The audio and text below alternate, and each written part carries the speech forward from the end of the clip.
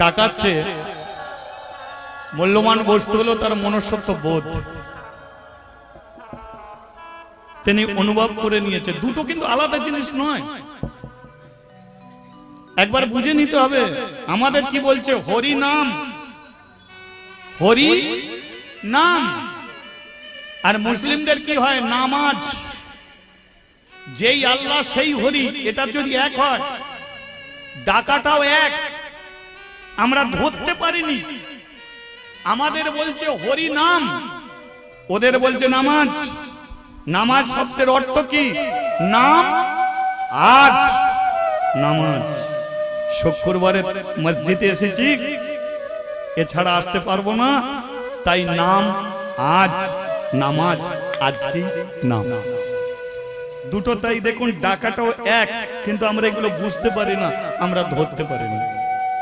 নানা গ্রন্থ পড়েছি, কুরআন পড়েছি, বাইবেল পড়েছি, এগুলো সব আমি দেখেছি খুঁজে খুঁজে। আমি বাড়িতে কীর্তনের পরে আমি কিন্তু সর্বদাই এই চর্চা নিয়ে আমি মেতে থাকি, শুধু এই চর্চাগুলো নিয়ে থাকি, যেগুলো আমি দেখেছি। ধর্ম কি বস্তু, ধর্মকে খুঁজে বার করেছি আমি, যে ধর্ম মানে ধরে রাখো। গৌরাঙ্গ মহাপ্রভু আজকে যদি মলয় চাঁদ কি কাজীর বাড়িতে গিয়ে যদি হরিনাম দিতে পারে, কাজী নজরুল যদি আমাদের নজরুল গীতির মাধ্যমে ধর্মের চেতনা জাগাতে পারে, তাহলে কেন পারবে না?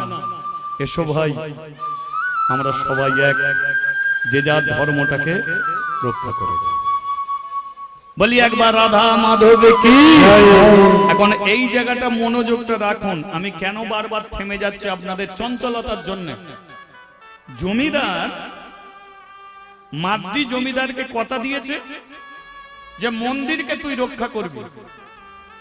মেয়েটা এত সরল মেয়ে, একদিন শিবজিকে বলছে যে কোথাও যদি কোনো একটা মন্দির হয়, সে মন্দির 500 বছর থাকতে পারে, কিন্তু আমি তো 500 বছর বাঁচবো না।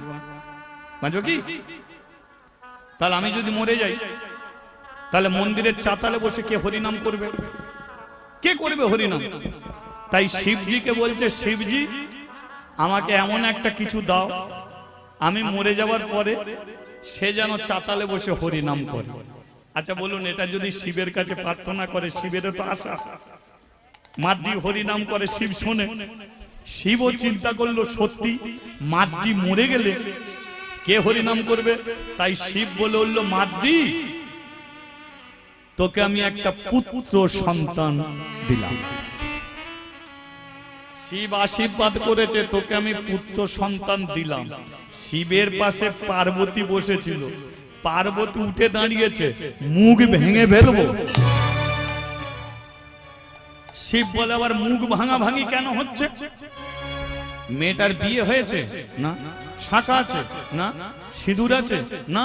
তাহলে যার শাখা নেই, সিঁদুর নেই, তাকে তুমি আশীর্বাদ করলে তোমার পুত্র সন্তান হোক। তাহলে ওর গর্ভে যদি একবার বাচ্চা এসে যায়, কাশি গ্রামের মানুষ কেউ আর মানবে তো? মন্দিরে আর লাগবে তো? সমাজের একটা নিয়ম আছে, কুমারী মেয়ে পেটে বাচ্চা ধরতে পারবে না। যাদের স্বামী চলে গেছে তারা পেটে বাচ্চা ধরতে পারবে না। যাদের মাথায় সিঁদুর আছে তারা গর্ভবতী হতে পারে, বাচ্চা ধরতে পারে। তাহলে যার শাখা নেই, সিঁদুর নেই, যে একটা কুমারী মেয়ে, তাকে বললে তোমার পুত্র সন্তান হোক, তুমি এত বড় ভুল করলে না। ও চাইলো কেন? চাইলো বলে তুমি ওকে দিয়ে দিলে? এক কাজ করো, যা হবার হয়েছে সবে তো দিয়েছো, ওটাকে তুমি ফিরিয়ে নাও। শিব বলল, দিতে পারি, ফেরাতে আর পারি না। বলে ঝামেলাটা পাকিয়েছে। দিতে পারি, ফেরাতে পারি না মানে? বলে ও মাদ্রি গর্ভবতী হবে। বলে তাহলে তোমারই জন্য ওর গর্ভে সন্তান আসবে? হ্যাঁ। তাহলে যেদিন কাশি গ্রামের মানুষ ওকে যখন প্রশ্ন করবে তোর পেটে বাচ্চাটা কার, তখন তুমি ওকে পেছনে রেখে সামনে গিয়ে বলবে তো যে আমার কৃপায় ও ছেলে পেয়েছে? শিব বলে হ্যাঁ বলবো। যদি না বলো? বলে বলছি তো বলবো। বলে এবার আমি বলে দিচ্ছি, যদি সেদিনকে না বলো আর তোমার কারণে মাদ্রি যদি মন্দির ছেড়ে চলে যায়, তাহলে আমিও তোমাকে ছেড়ে একদিন চলে মাদ্দি থাকলে আমি থাকবো, আমি আর মাদ্দি চলে গেলে আমি চলে যাব।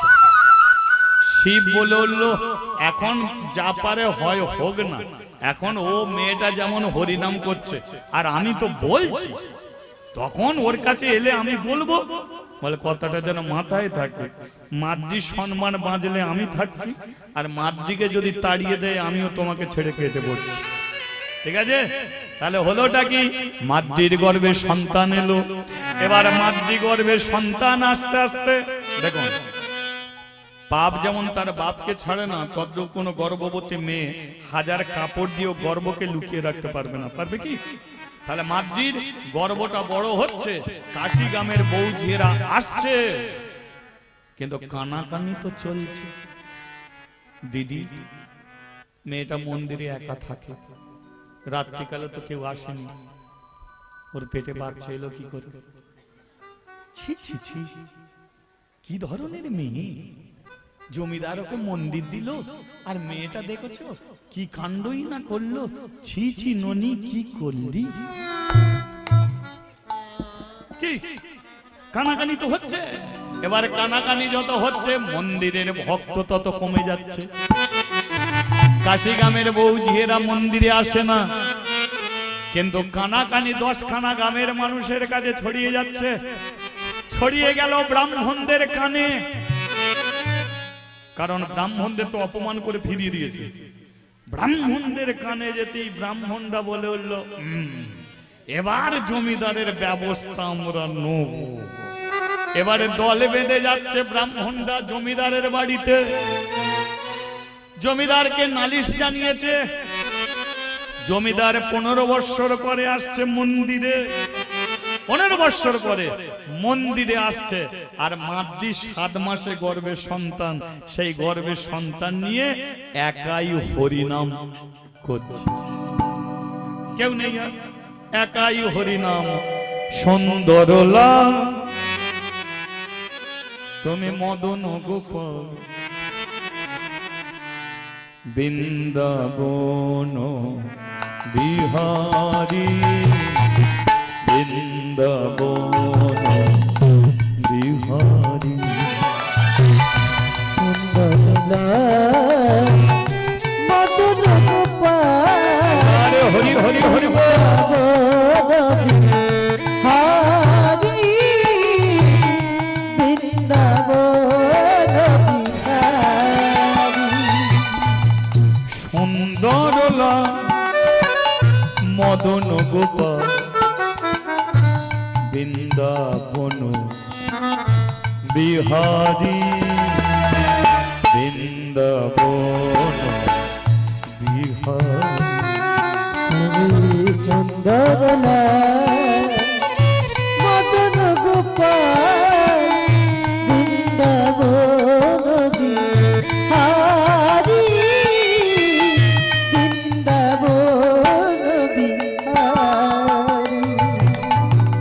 একবার আসিয়া দেখা দাও হরি, একবার আসিয়া দেখা দাও হরি, একবার আসিয়া দেখা দাও হরি, একবার আসিয়া দেখা দাও হরি। তব চরণ ধরি, তব চরণ ধরি। একবার আসিয়া দেখা দাও হরি, একবার আসিয়া দেখা দাও হরি। তব চরণ ধরি, বৃন্দাবন বিহারী, বৃন্দাবন বিহারী। দেখা দাও, দেখা দাও, দেখা দাও।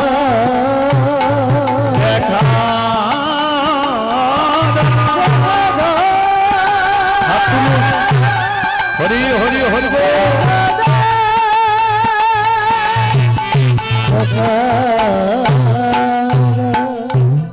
বলিয়ে রাধা মাধব কি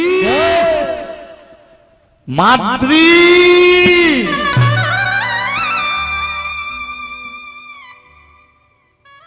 জমিদার ধরে ফেলেছে, একটা অঘটন ঘটিয়ে ফেলেছে। সেই জন্যই ব্রাহ্মণরা নালিশ নিয়ে আমার কাছে গেছে। ব্রাহ্মণরা বলল আমরা বিচার চাই। জমিদার বলল বিচার তো আমি করবই। মন্দিরে উঠেছে, মাদ্রিকে বলল এ পাপটা কেন করলি? যৌবনের একটা জ্বালা আছে, কিন্তু যৌবনের জ্বালা আছে বলেই যে এত বড় পাপ করবি এটা আমি মানতে পারি। আমার স্ত্রী সোনার জিনিস বিক্রি করে দিয়েছিল মন্দিরটাকে করার জন্য। একটা গ্রামের মধ্যে মন্দির করতে গেলে কত বছর কেটে যায়, তবু সে মন্দির কমপ্লিট হয় না। একটা কমিটি গঠন করে অর্ধেক করে যায়, আর একটা কমিটি গঠন করে অর্ধেক করে যায়, তাবু পূর্ণ হয় না। আমার স্ত্রী সোনার জিনিস বিক্রি করে মন্দিরটাকে আমি বানিয়েছিলাম। এটা হিন্দু সনাতন ধর্মের মন্দির। এই মন্দিরের চাতালে বসে প্রেম করার জায়গা নেই, এখানে আদর খাবার জায়গা নেই, এখানে স্বামী স্ত্রীর মতো মিলন করে পেটে বাচ্চা দেওয়ার জন্য এই মন্দির নয়। সমগ্র পৃথিবীর মানুষ ভারতবর্ষের মাটিতে আসতে চায় কেন? কারণ ভারতবর্ষের মাটিতে যেদিকে তাকাবে সেদিকেই তীর্থস্থান। আমেরিকার মাটিকে মা বলে না, জাপানের মাটিকে মা বলে না, ফ্রান্সের মাটিকে মা বলে না, কিন্তু ভারতের মাটিকে মা বলা হয় ভারত মাতা। তাহলে তুই আজকে মন্দিরে দাঁড়িয়ে মা হতে চাইলি, তাও কোনো একটা পরপুরুষের সঙ্গ করে? বলতে তো হয় বিয়ে দিয়ে দিতাম, স্বামী স্ত্রী দুজনে মিলে হরি নাম করতিস। এটা বলতে হয়েছিল এটা কি? আমি তোকে মেরে ফেলতাম না কে? জমিদার বাবু, সেই থেকে আপনি নানান কথা শুনিয়ে যাচ্ছেন, কিন্তু আমি আপনাকে একটা কথা বলে দিচ্ছি, আমি গঙ্গা জলের মতো পবিত্র, নিষ্পাপ ফুল। মন্দিরকে রক্ষা করার জন্য আমি শিবের কাছ থেকে সন্তান চেয়েছিলাম। শিবজি আমাকে কৃপা করে সন্তান দিয়েছে, আমি কোনো পাপ করিনি। তাহলে তো শিবকে গিয়ে বল আমার কাছে যেন সত্যিটা বলে, বল তো শিবের কাছে। শিব যদি আমার কাছে এসে বলে যে হ্যাঁ ওর কৃপায় তোর গর্ভে সন্তান, আমি মন্দিরে তোকে রেখে দেবো, আর ও যদি না বলে তাহলে তুই বল আমি মন্দির ছেড়ে চলে যাব। কিন্তু আমি জানি ও আমাকে বলবে যে মাদ্রি শিবের চরণ তলে গিয়ে বলছে বলো চলো, জমিদারকে বলো আমাকে কলঙ্কর কালি দিচ্ছে, আমি কুলোটা কলঙ্কিনী অসতী, আমি নোংরা কাজ করে মন্দিরে পেটে বাচ্চা ধরেছি, আমাকে নানান কথা শোনাচ্ছে, চলো সত্যিটা বলো। শিব যে চুপ করে বসে আছে, পাশে বসেছিল অন্নপূর্ণা, বললো কি হলো চুপ করে বসে আছে? সেদিনকে বলেছেন একটা দুর্ঘটনা ঘটবে, আর এখন ঠুঁটো জগন্নাথের মতো বসে আছে। ছেলে গেলে বেঁচে, আমি একটা মেয়ে, ও একটা মেয়ে, বিনা কারণে এত বড় শাস্তি পাচ্ছে মেয়েটা, আর তুমি ঠুঁটো জগন্নাথের মতো বসে আছো? যাও গিয়ে জমিদারের কাছে সত্যিটা বলো। কিন্তু শিব বলে উঠল অন্নপূর্ণা, মাদ্রি হাজার হাজার বার চোখের জলে কাঁদলো, আমি জমিদারের কাছে আসল সত্যিটা জানাবো না। অন্নপূর্ণা বলে উঠল তাহলে তোমার পেটে পেটে এই বুদ্ধি ছিল, তুমি ওকে ঠকালে। যার বাপ নেই মা নেই, মেয়েটাকে ঠকাতে তোমার বিবেকে পারলো না? তোমার লজ্জা করলো না?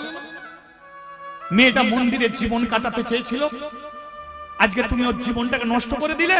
দিলাম। কেন দিলে? আমার ইচ্ছা, আমার ইচ্ছা, আমি ওকে মন্দিরে রাখতে চাই না। অন্নপূর্ণা বলল ওকে মন্দিরে তুমি রাখতে চাও না, আমিও তোমার পাশে কোনো দিনের জন্য আর থাকবো না। ও চলে যাবে, আমি তোমাকে ছেড়ে চলে যাবো। শিব বলল কেটে পড়ো না, দাঁড়িয়ে আছো কেন? অন্নপূর্ণা বলে তোমার এই মেজাজ আমি একদিন ছাড়িয়ে দেবো। আমি কাশীর অন্নপূর্ণা, আমি কাশীর মানুষকে অন্ন দিয়ে যাই। আমি যদি চলে যাই কাশীর মানুষ না খেতে পেয়ে মরে যাবে। তাই ভারতবর্ষের মাটিতে দুটো তীর্থস্থান আছে, এখনো পর্যন্ত একাদশী চলে না। এক হচ্ছে জগন্নাথ মন্দির, একাদশীর দিনকে গেলেও ভাত খেতে লাগবে। আর দুই হলো কাশীধাম, ওই একাদশীর দিনকে গেলেও আপনাকে অন্ন পেতে লাগবে। তাহলে আমি কাশীর অন্নপূর্ণা, আমি যদি চলে যাই শুকিয়ে শুকিয়ে মরে যাবে। ঠিক আছে, যাও। জমিদার বলল, দেখলি পাপ করলি তুই, আর দোষ দিলি শিবের নামে। তুই তো নিজে বলেছিলে মন্দির ছেড়ে চলে যাবি, দেরি করছিস কেন? দূর হয়ে যা মন্দির থেকে। কোনদিন কাশীর মানুষের কাছে আর মুখ দেখাবে না। তোদের মতো মেয়েগুলো গলায় দড়ি বেঁধে মরে যাওয়াটা ভালো। জীবনে কোনোদিনই কাশী ধামে আর ফিরবে না। বন্ধ করে দে দরজা।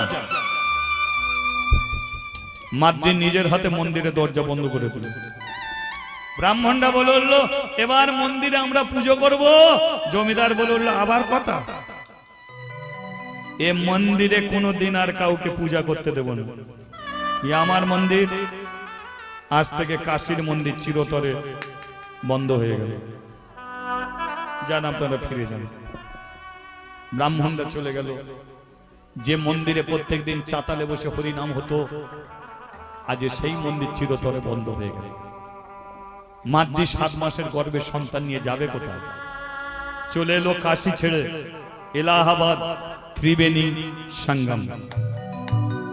এলাহাবাদ ত্রিবেণী সঙ্গম, গঙ্গা যমুনা সরস্বতী তিনজন একই ধারা দিয়ে বয়ে যাচ্ছে। ইস্কন মন্দিরে গেছেন কি?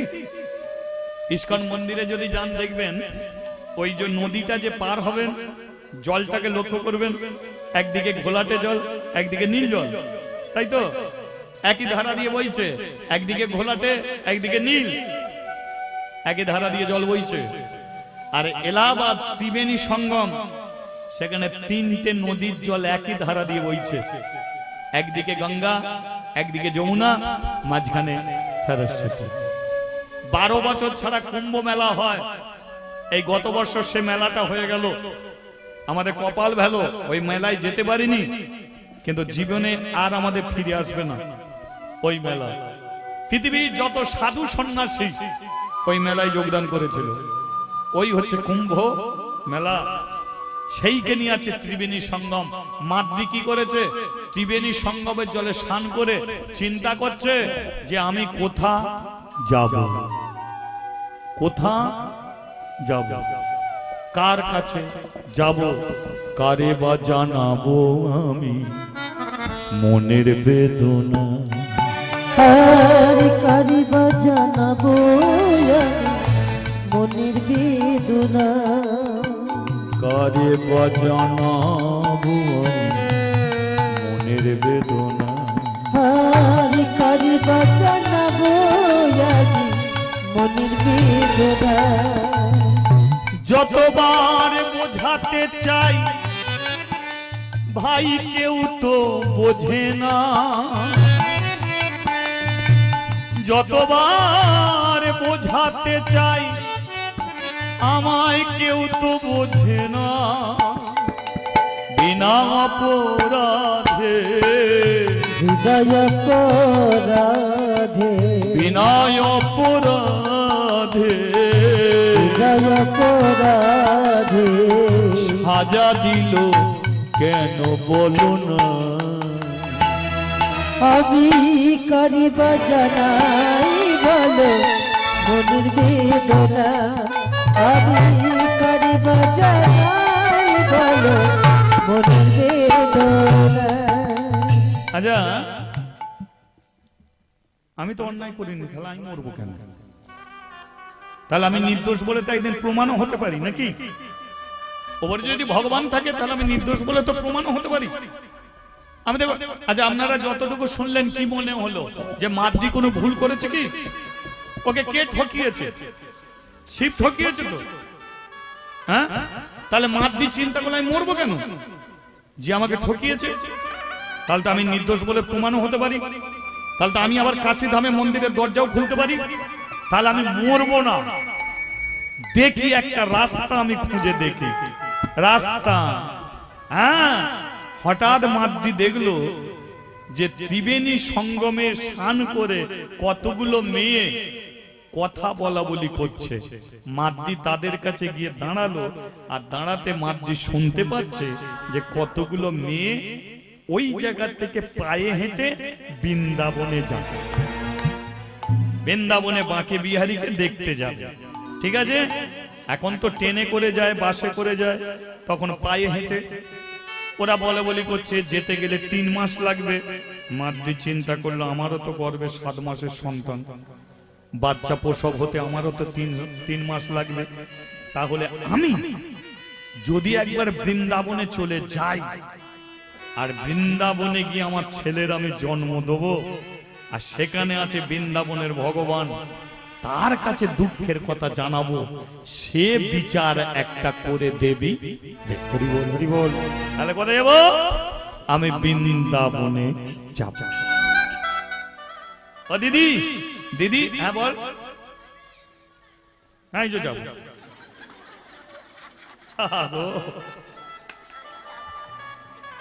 ভালো লাগে। আমি বৃন্দাবনে যাব। এরা বললো তো 7 মাসে গর্ভে সন্তান, যেতে লাগবে 3 মাস, 3 মাস যেতে লাগবে।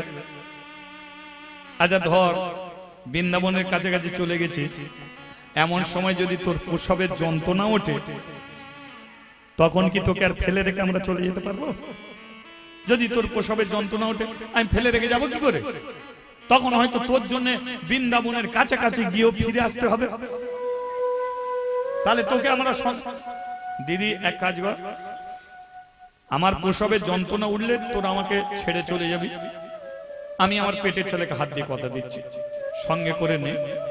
যে জায়গায় দিনে রাত্রে সকাল দুপুরে যে জায়গায় আমার প্রসবের যন্ত্রণা উঠবে, আমি কথা দিলাম সেই জায়গাতে আমাকে রেখে তোরা বৃন্দাবন চলে যাবি, আমি তোদের পথের কাঁটা হব না। আমি পেটের ছেলেকে হাত দিয়ে কথা দিলাম।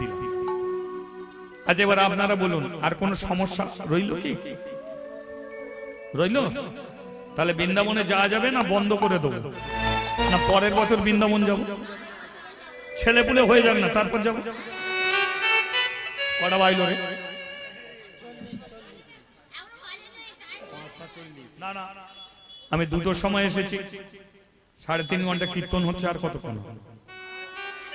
না অল্প আর একটু, ঠিক আছে?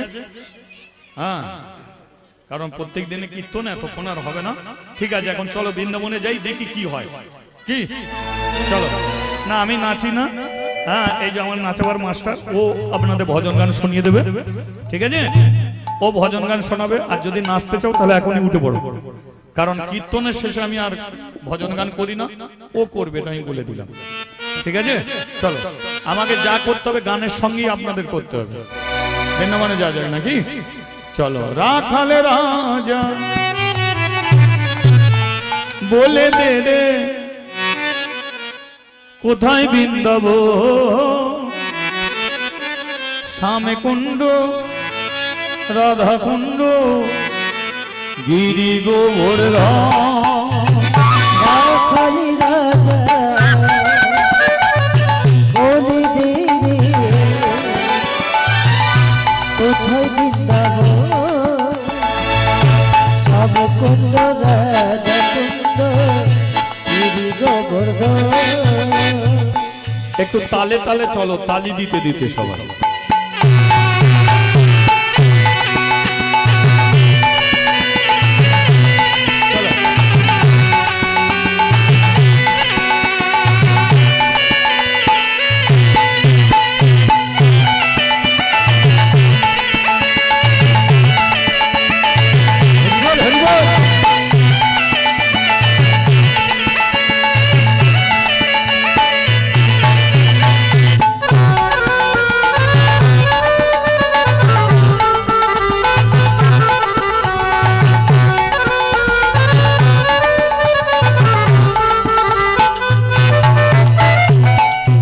ভাগ্যবতী শ্রী যমুনা উজানে বয়ে যায় ঘটে শেষে রাখাল বাঁশরি বাজায় উজন বুই ঘটের শেষে রাখাল বাঁশরি বাজায়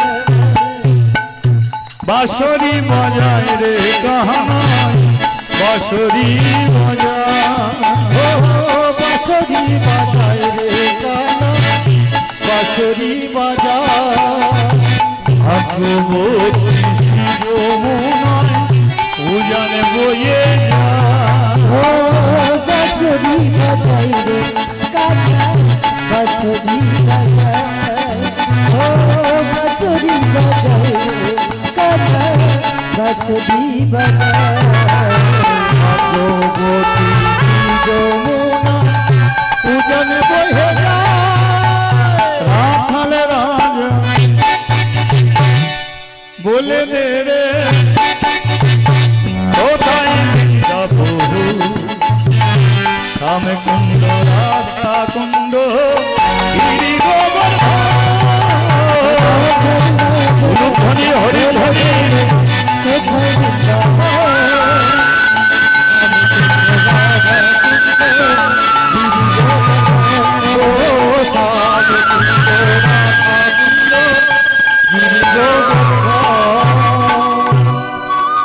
নাচিতে নাচিতে তারা মথুরাতে নাচিতে নাচিতে তারা মথুরাতে এলো নাচিতে নাচিতে তারা মথুরাতে এলো নাচিতে নাচিতে তারা মথুরাতে এলো ভক্তগণ সবাই মিলে ভক্তগণ সবাই মিলে হরিধ্বনি করে ভক্তগণ সবাই মিলে উলুধ্বনি করে কৃষ্ণ দেখা হবে গো কৃষ্ণ দেখা হবে গো কৃষ্ণ দেখা হবে গো কৃষ্ণ দেখা হবে গো আনন্দ আর ধরে না গো আনন্দ আর ধরে না গো দেখা হবে গো নাচিতে নাচিতে এবার মথুরাতে নাচিতে নাচিতে এবার মথুরাতে এলো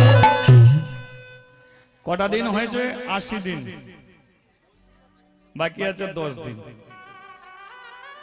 লক্ষ্য করুন 80 দিন হয়ে গেছে এই বস বাকি আছে 10 দিন এরা বলে বললো মাদ্রি তোর কপালটা ভালো 80 দিন যদি পেটের বাচ্চা নিয়ে চলে আসতে পারিস মথুরায় তাহলে মথুরা থেকে বৃন্দাবন তো 12 কিলোমিটার চলে যেতে পারবি বৃন্দাবনে ছেলে জন্ম দিবি মাদ্রি বলল এই আশীর্বাদটাই কর কিন্তু দেখ আজকে সন্ধ্যা হয়ে গেছে আয় এই গুহাতে একটু ঘুমিয়ে যাই পাশে গুহা ছিল একটু বাড়বে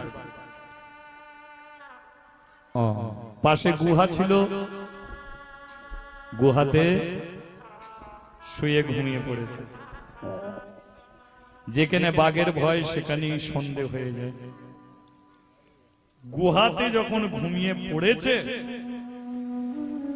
রাত্রিকালে মাদ্রি ডাকছে ওই দিদি দিদি কি হলো আমার খুব পেটের যন্ত্রণা এরা বলল ওটা তোর পেটের যন্ত্রণা নয় প্রসবের যন্ত্রণা তুই তো কথা দিয়েছিস যে প্রসবের যন্ত্রণা উঠলেই তোকে আমরা ছেড়ে চলে যাব তাহলে তুই একা থাক আমরা চলে যাব সকালটি হলো মাদ্রিকে ছেড়ে সবাই চলে গেল মাদ্রি চিন্তা করলো যে এই পেটের ছেলের জন্যই আমার যত জাল ছেলে যদি না চাইতাম তাহলে মন্দিরে থাকতাম ছেলে যদি মানে না থাকতো ওদের সঙ্গে আমি যেতে পারতাম আর পেটের ছেলেরা জ্ঞানগম্য আছে 10টা দিন এই 80 দিন সহ্য হয়ে পড়ে আছে আর 10টা দিন সহ্য করে থাকতে পারতো বেরোবার জন্য ছটছটানি শুরু করলো এমন ছেলে আমার দরকার নেই আমি ছেলেকে মেরে ফেলবো মাদ্রি কি করে জোর করে পেটে মারছে মরে যা জোর করে পেটে মেরে একটা ছেলের জন্ম দিয়েছে কিন্তু ছেলেকে কোলে পর্যন্ত নেয়নি এমন ছেলের দরকার নেই আমি বৃন্দাবনে যাব ছেলেকে ফেলে রেখে বৃন্দাবন চলে গেছে আর বৃন্দাবনের বাঁকে বিহারী সিঁড়ির নিচেতে গিয়ে চুপটি করে বসে আছে সোজা হয়ে আর দাঁড়াতে পারেনি সকাল থেকে দুপুর, দুপুর থেকে সন্ধে, সন্ধে থেকে রাত্রি। কি চমৎকার দেখো, মন্দিরে কেউ নেই। ওই রাত, ওই মন্দিরে কেউ নেই। রাত্রিকালে একটা ছেলে এসেছে মাদ্রির কাছে, এসে বলছে কি রে মা, এত কষ্ট করে মন্দিরে এলি আর বাঁকে বিহারীকে দেখলি না? মাদ্রি বলে উঠলো, দেখতে তো আমি চাই, কিন্তু আমায় দেখাবে কি? আমি তোকে দেখাবো, তুই আমাকে, আমি তোকে মন্দিরে নিয়ে যাবো। চ। ছেলেটা কি করছে, মাদ্রির হাত ধরে টেনে টেনে টেনে টেনে মন্দিরের চাতালে গিয়ে তুলেছে। বস এখানে, বস। বসেছে। হ্যাঁ রে বাছা, পূজারী ব্রাহ্মণ তো দরজা বন্ধ করে দিয়ে চলে গেছে, বাকি বিহারীকে দেখবো কি করে? ছেলেটা বলে উঠলো, তোকে আমি মন্দিরে তুলতে বললাম আর বাকি বিহারীকে দেখাবো না? বস না, আমি দরজা খুলে দিচ্ছি। কি চমৎকার দেখো। মাদ্রি বসে রইল, ছেলেটা গিয়ে মন্দিরের দরজা খুলে দিল। আর যেই খুলে দিল, মাদ্রি দেখলো যে ছেলেটা তাকে মন্দিরে তুলেছে, সেই ছেলেটাই বৃন্দাবনের বাঁকে বিহারী ভগবান কৃষ্ণ। সেই ছেলেটাই কে? সেই ভগবান, সেই কৃষ্ণ।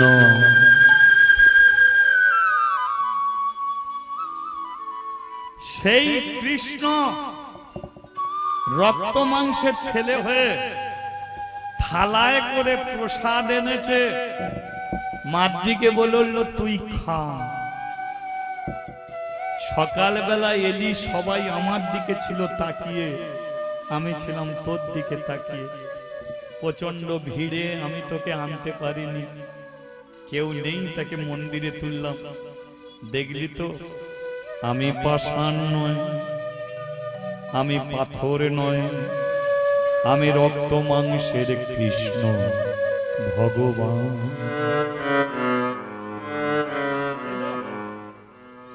যারা আমাকে মূর্তি ভাবে তাদের কাছে আমি মূর্তি, যারা আমাকে পাথর ভাবে তাদের কাছে আমি পাথর, কিন্তু আমি রক্ত মাংসের ভগবান। তোর মতো যারা আমাকে ডাকে তারা আমাকে রক্ত মাংসের ভগবান করতে পারে। যে যেমন ভাবে ডাকে আমাকে তেমন করে দেখে। যা, কাশিতে ফিরে যা, মন্দিরের দরজা তোকে খুলতে হবে, প্রসাদ খা, কাশিতে যা। কাশিতে তো আমি যাবই। কেন আমাকে ঠকালো এর কারণটা বলতে হবে। কৃষ্ণ বলে উঠল, শোন, ওকে দোষ দিবি না, দোষ ওকে দিবি না।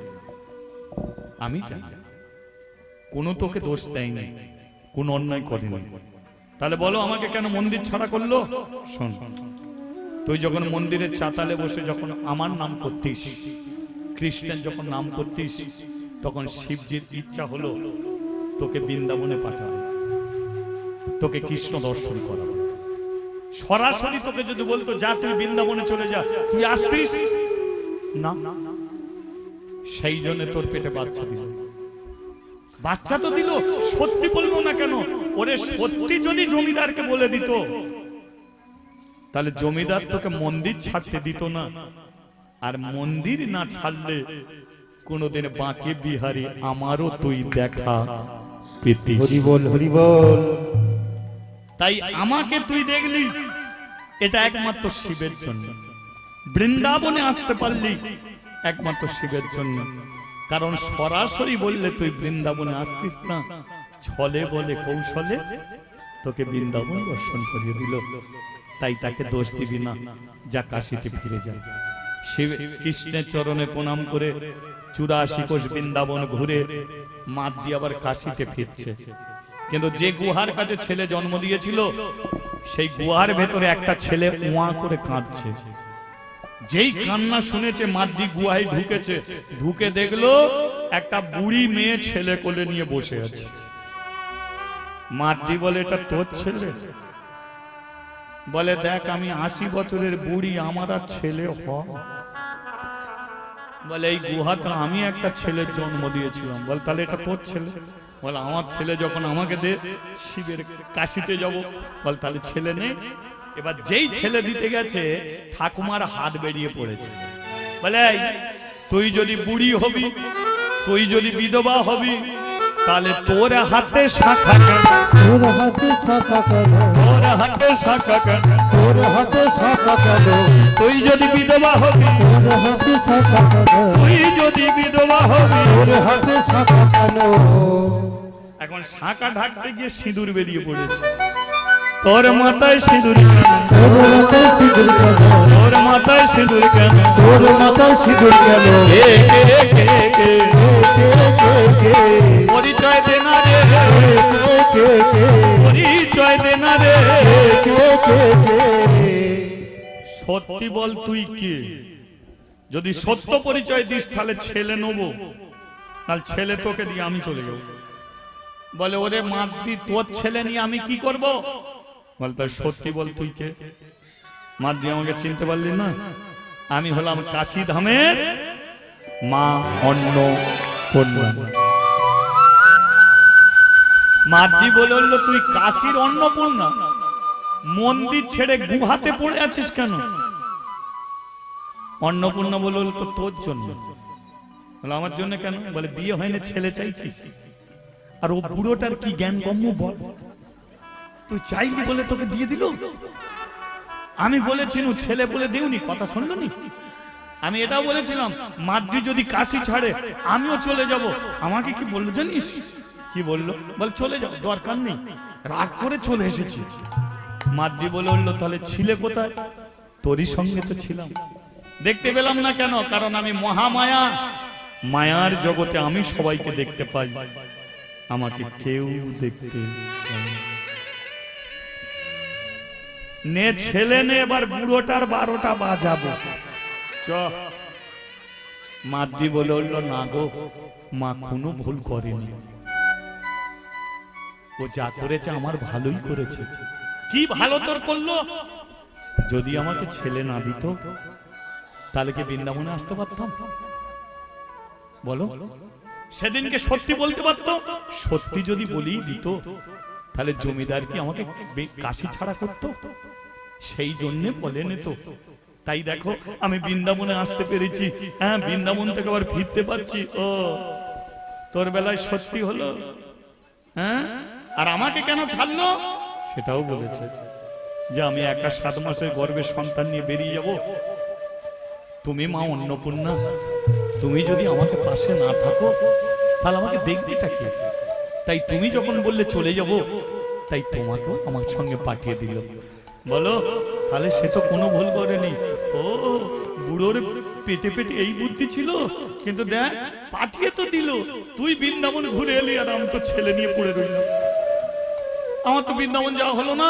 চলো মা অন্নপূর্ণা মন্দিরে যাই, চলো আমি মন্দিরে হরিনাম করব, তোমরা দুজনে একদিন বৃন্দাবনে ঘুরে আসবে। চ। এসেছে ফিরে। খোল কাশির দরজা। মন্দিরের দরজা খুললো।